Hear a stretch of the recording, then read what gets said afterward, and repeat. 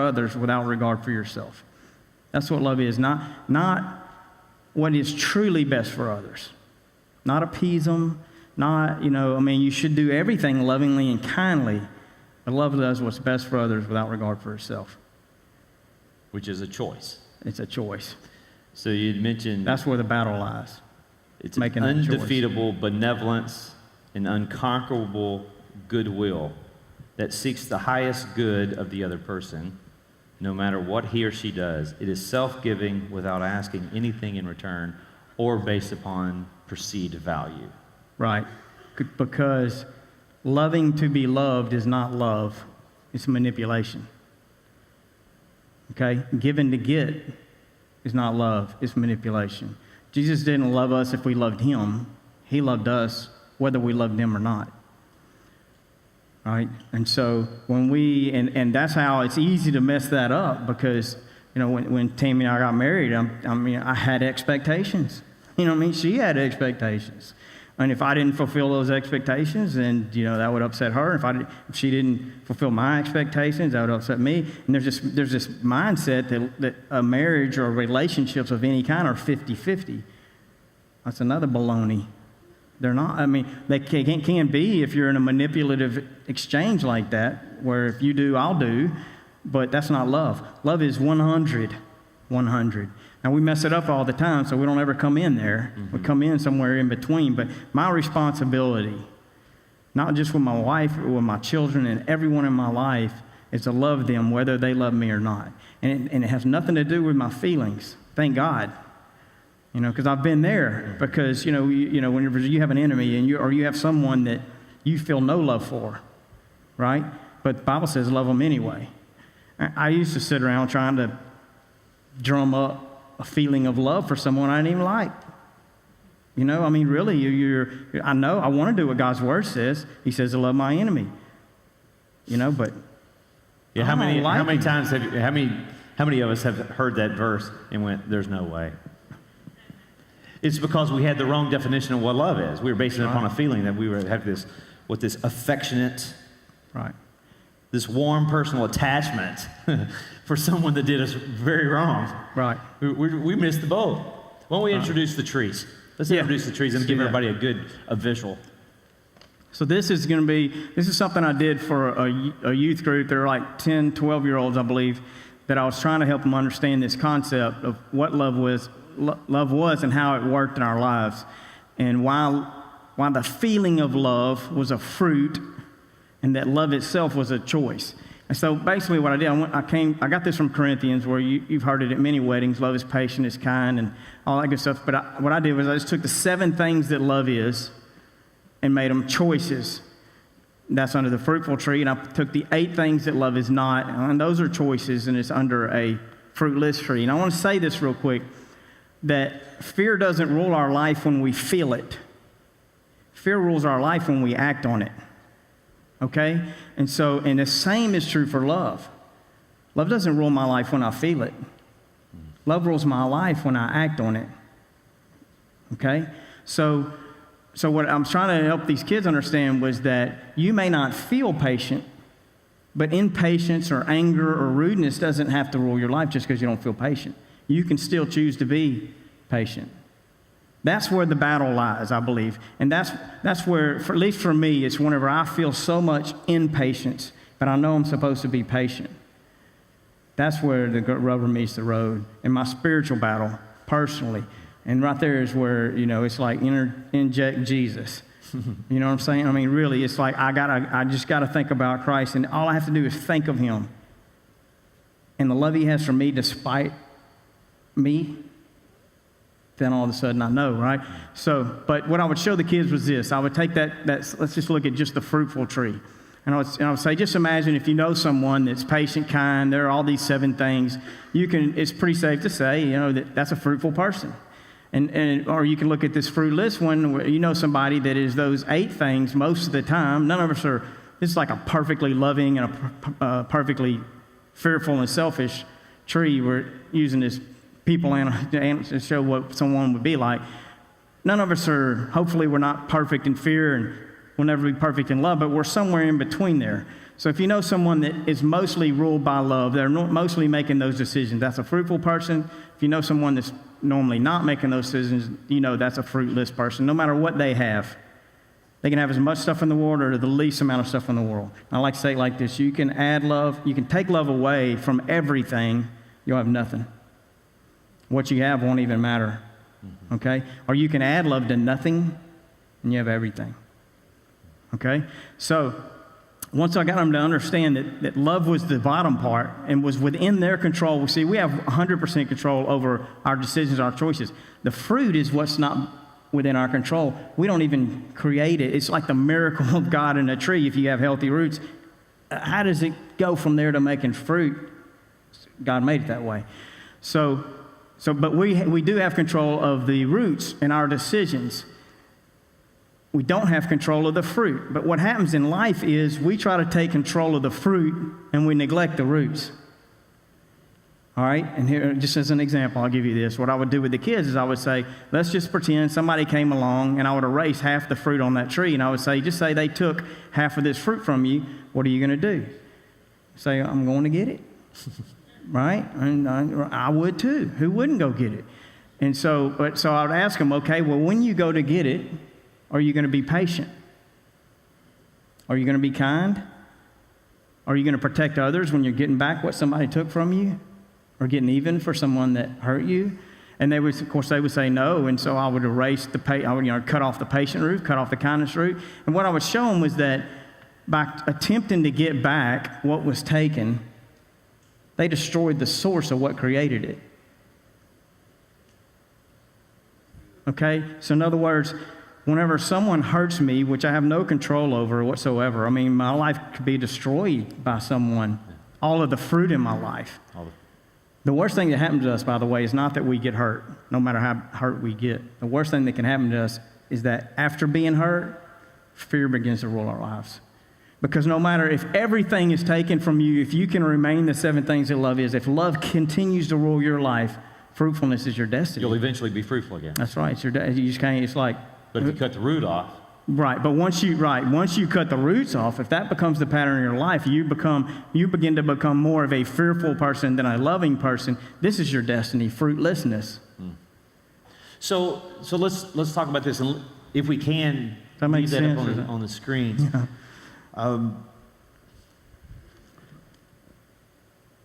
Talk about how someone else, if they offend you, and you just follow that up a little more, that if they offend you and you cut off the root. I like that. I think we need to stress that. Well, we get hurt all the time. Yeah. Okay? I mean, if fear rules our life, fruitlessness is our destiny, period, because everyone in our life hurts us at some point in time. I mean, there's people that hardly ever hurt us, and there's people that hurt us all the time, but we're going to be hurt, so we're but listen, the fruit in your life, it's not even for you anyway. I mean, some of it's for you, but you can't eat it all if it's fruitful. You know what I mean? It's there for that. And so the key is that after being hurt, that you don't become selfish or fearful. And that's what you do. What happens is you respond and you cut your roots off, and then now fruitlessness is your destiny. Am I answering your question or not really? Yeah. Well, and let's look at, most of us, we say, or I'd ask you, what's the opposite of love? That's how most of it would answer that. That's how I would have answered it. Kenny says, the opposite of love is not hate, it's fear. Why is that? Hate's a fruit of fear. So fear produces hate. Yeah, that's right. If fear rules your life or is a more ruling in your life than love is, or in a relationship, maybe it's not in your whole life, but I mean, you're not going to find anybody that's a really loving person that is doing much hating. But I mean, we're back and forth all the time. You know what I mean? We're not perfect in either one of them. So, but if fear's mostly ruling our lives, or especially in a circumstance or a relationship or situation, then and we're afraid of what somebody's costing us, what they're taking from us, what they're saying about us, what they're whatever, me, then we will begin to hate that person. I mean, we will feel hate for them. And but listen, our life's not about. I had to learn this. My life's not about me. It's really not. It's the me and me that's my worst enemy.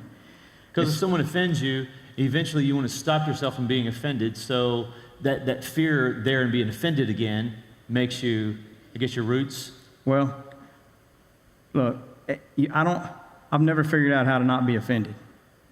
I get offended all the time. Okay? But what has helped me is whenever I realize if someone hurts me, they take some of my fruit. Okay? But if someone's living a fearful life, this is what we got to realize is if someone's hurting me, that doesn't define me. That defines them. Okay? So am I going to be more worried about the fruit they're taking from me or the fact that they're cutting off their own roots in their life?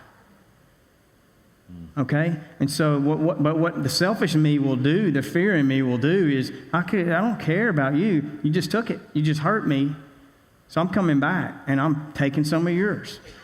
Right? But what's happening when I'm taking yours? What's happening? I'm cutting off my roots. Cutting your roots.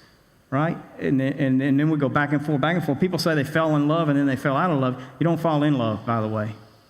You know what I mean? If I tell you, if you ask me if I love Tammy, I'm going to say I love her with all my heart. Never loved anybody more. But what I'm really saying, in many ways, if I'm talking about the feeling of love, I'm telling you that Tammy loves me. That's what I'm saying. Because her love makes you feel loved. That's right. Because she loves me. Because just think about it. If Tammy became the 8 things that love is not, check back with me in 2 years and ask me how much I love her. You know what I'm saying? And so we talk about this feeling of love all the time, and it's real. You know what I mean? I better tell her I love her. Yeah. And when I tell her I love her, I feel it with every fiber of my being. But I'm telling you, it's part of that is because I try to be loving, but a big part of that is because she loves me. So a lot of times now I'll say, I love you so much. Thank you for loving me. Because it's her love for me. So if we think we fall into love and we think we fell out of love, how do you get it back? I mean, it was never within your control to begin with. But none of that's true. What the truth is, you got 2 people that were more loving than they were selfish in the beginning. And they were more of the 7 things that love was, and less of the 8 things love is not. But around the 10th time you did it, or the 15th time you did it, or the whatever, I said, okay. Right? Mm-hmm. And I chopped my roots off, ripped your fruit off, and said stupid stuff, and I hurt people, and that happens. You know what I mean? It happens all the time. But so when that happens, you got to have the courage to say, I'm sorry. And you got to mean it. Not just say I'm sorry because I don't want you to be mad at me and I don't want you to keep doing what you're doing for me or what I want peace in the house or whatever. I'm sorry because I love you. I mean, you mean more to me than whatever we were just dealing with that I acted so stupid over. That makes sense? That makes a lot of sense. So we talk about perfect love driving out fear. We read that last week. Perfect love cast out or drives out fear. How is it that perfect love drives out fear? I never understood that. Just like when I never understood that, or when Jesus said, turn the other cheek. When somebody slaps you on one cheek, turn the other cheek. I mean, but literally, for a few years, I thought somebody misinterpreted those way back, and they just never got it right. And but I've come to, the trees help me to see that, and basically by this, because the reason perfect love drives out fear, or love drives out fear, is because Love has sacrificed itself. I mean, in a way, love has set itself aside. However you want to do it, it has put itself, it has set itself aside so that it's more concerned about the others than it is itself. So it's a lot harder to offend it, but you can't offend it. And so what happens is, and I keep looking back, but what happens is, so imagine the tree and you have fear. So what you have is the 8 things that love is not, and you have a fruitless tree. The way we try to drive out fear is by hanging fruit on our tree. We try to act like we're not afraid. We try to drum up feelings and thoughts. That's all up here. We don't even control that. But if we can become the 7 things that love is, we begin loving no matter how afraid we are. We just love anyway. For long, the buds start popping out on the limbs. And love begins to rule our life. So it really is love that drives out fear. And the reason Jesus says turn the other cheek is, I believe, I mean, listen to my thinking about all this stuff, is because, whenever we hit back, we didn't just, now we went from losing a little fruit to cutting off the source, to cutting off our roots. And Jesus is saying, no, that doesn't matter. What matters is that you remain in love. Yeah. So what's the driver of this? I mean, where do you get the motive? Gratefulness. To love. Gratefulness. Because God loved me. You know what I mean? He saved me. I mean, you look at Christ on the cross, right? And everything and all he gave, and you know how much I deserved it? None. None of us did. But love's not about deserving. It's a free gift. And expecting nothing in return. You can't give to get. And so I'm so grateful that God loved me, and so grateful for the work his word has done in my life, and to help me overcome fear, and to understand, and to be a better dad, and to be a better husband, and all of those things, and that costs everything. And in my life, I'm called to take up my cross, which means to love others without regard for myself. I'm not having to go to the cross. I mean, it's usually in my everyday life, it's about a glass of tea not having enough ice in it. Mm-hmm. Or it's because you ate the last cookie, you know what I mean? Or I don't know, but it's always irrelevant. And even if it's huge, doesn't matter. That's not. We have a responsibility to love, period. I mean, we were given that. When God gave us his love, we do have a responsibility to love. So as John says, he loved us first. That's right. He did. As Romans says, if he while didn't, we were yet sinners, Christ died for us. Right. While we were undeserving. Yeah, that's the right. Same thing John kept on doing is pointing us back to the incarnation and the crucifixion, or as the propitiation for our sins. Kept pointing us back to that, and I think for a very good reason. If anybody knew where to point us back, John would have, because John spent those 3 years with Jesus. And so he kept pointing us back there, probably knowing that is our only hope of love.